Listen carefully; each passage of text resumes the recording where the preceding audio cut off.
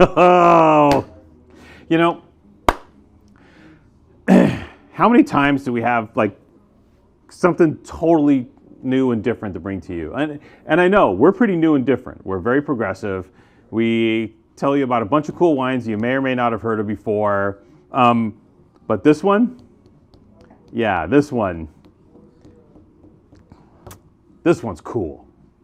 No, they're all cool, but this one has like an extra 10% coolness to it. You know what I mean? There's a little extra something here that makes this one really fun to talk about today. So this is from Il Carnasciale. Il Carnasciale is located in Valdarno di Sopra, which is near Arezzo, which is over by where, you know, we've talked a lot about Petrolo in the past. Petrolo, the people that make Galatrona and Torrione and those types of wines. This is that neck of the woods. We're kind of, near Cortona. We're on the kind of southeastern area of Tuscany, so we're east of Chianti Classico, kind of out in the middle of nowhere a little bit. And this winery is very, very particular. And the reason is the grape variety they grow at this property.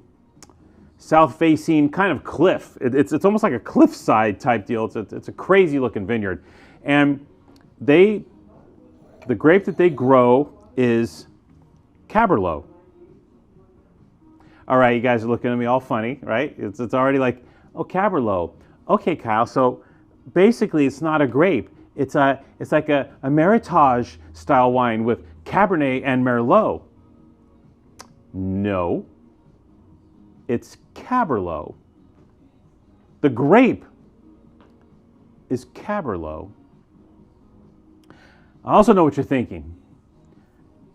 What kind of name is that for a grape? Well, they got the name because the grape is a cross of Cabernet, Franc, and Merlot that they found in the vineyards in the Veneto in northeastern Italy in the 1960s.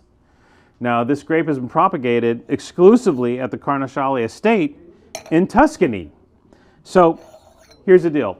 I literally had never tasted this. This is a unicorn wine, right? Super rare. They make a super high-end wine called Caberlot, which is sold only in magnums, I think, El Carnasciale does. And that's like their flagship super-duper wine. So this is like their junior wine, I guess. But it's not junior. And I never had it before. So last week was the first time I got to try this wine ever, even though I'd heard about it. And it's so cool because this is Tuscan, but this wine gives off vibes that are very similar to the great old vine Cabernet Sauvignon and Cabernet Franc wines in northeastern Italy in the Veneto. And the first thing, I stuck my face in the glass, and I mean, I'm not dumb, I know what Carnasciale was. So, but I stuck my face in the glass and I'm like, this smells like one of those great Bordeaux blends from the northeastern part of Italy, one of these iconic wines like from Vignalta or from Serafini Vidotto or some of these like super goofy, dorky properties up there that make world-class Bordeaux blends in the northeastern part of Italy. And the wine really threw me for a loop. And it's like, no, it's Tuscan and it's Caberlot. It's this blend of Franc and Merlot. Well, not a blend. It's a grape. It's its own grape.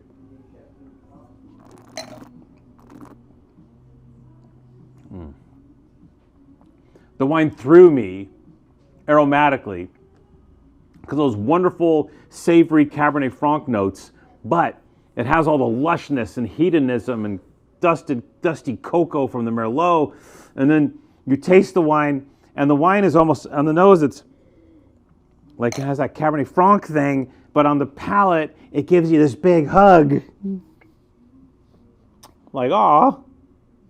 And you almost get you almost well up a little bit because the wine is so complex yet so endearing. I can't say I've never had anything like it because I've had stuff like this. But the thing is, those Bordeaux blends from northeastern Italy, they're a bit more standoffish. So this is like one of those great wines, like from San Leonardo or Serafini or these guys. But instead of like going like, we're northeastern Italy, man, and is a bit austere, this one, when it hits your palate, it gives you this big hug. Yes, exactly. Like, don't we all need a hug, Patrick, once in a while? Like, like this wine's like, it's like a teddy bear northeastern Bordeaux blend. But it's its own grape, which is this weird fusion of Cabernet Franc and Merlot, which bred together in the 1960s in a vineyard in northeastern Italy. Is that cool or what? From a geek standpoint, that is, like, you can't come up with a dorkier sentence than that. It doesn't, no. It's like a wine dork mic drop.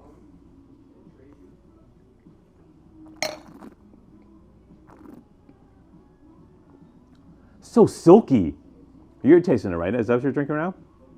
Or are you drinking This wine's so impossibly silky yet savory at the same time.